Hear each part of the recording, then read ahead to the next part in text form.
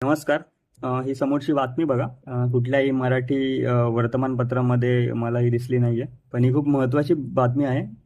यात यांनी लिहिलं आहे की जी जेनेरिक औषधं असतात आणि जी ब्रँडेड औषधं असतात त्यांच्या गुणवत्तेमध्ये कुठलाही फरक नाही आहे.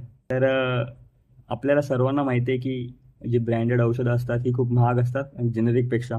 पण कधी कधी आपण जेनेरिक औषधं घेत नाही किंवा आपल्याला डॉक्टर पण सजेस्ट नाही करत, कारण की त्यांची गुणवत्ता ही चांगली नसते अशी शंका असते आपल्याला.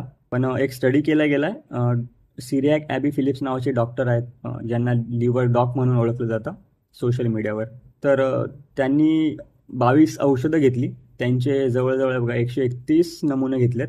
जी काही मोठी मोठी आजार असतात, हार्ट डिसीज झालं, लिव्हर डिसऑर्डर झाले, इन्फेक्शन झालं, पेन, ॲसिडिटी, तर या सगळ्या औषधांवर त्यांनी स्टडी केला. त्यांनी स्टडी जो केलाय त्यात असं आढळून आलंय की ही जी औषधं आहेत त्यांच्या गुणवत्तेमध्ये कुठलाही फरक नाही आहे. हे बघा, इथे त्यांनी प्राईस दिली की ॲव्हरेज प्राईस काय असते ब्रँडेड मेडिसिनची, तर ती असते ₹11. आणि इथेच जर आपण जन औषधी केंद्रांमध्ये तेच जेनरिक औषध घ्यायला गेलो तर त्याची एका टॅबलेटची किंमत असते जवळजवळ ₹250. तरी तफावत जवळजवळ 14 पट आहे दोघांच्या प्राईसमध्ये. तरी खूप महत्त्वाची बातमी आहे आणि खूप दिलासादायक बातमी आहे की आपण जेनेरिक औषधंच घ्यायला पाहिजेत, प्रिफर केली पाहिजेत. आणि ब्रँडेड औषधं किती कोणी आपल्याला डॉक्टरांनी जरी प्रिस्क्राईब केली तरी आपण ती टाळायला हवीत आणि आपला खर्च जो आहे मेडिसिन्सवरचा तो वाचवायला हवा. धन्यवाद.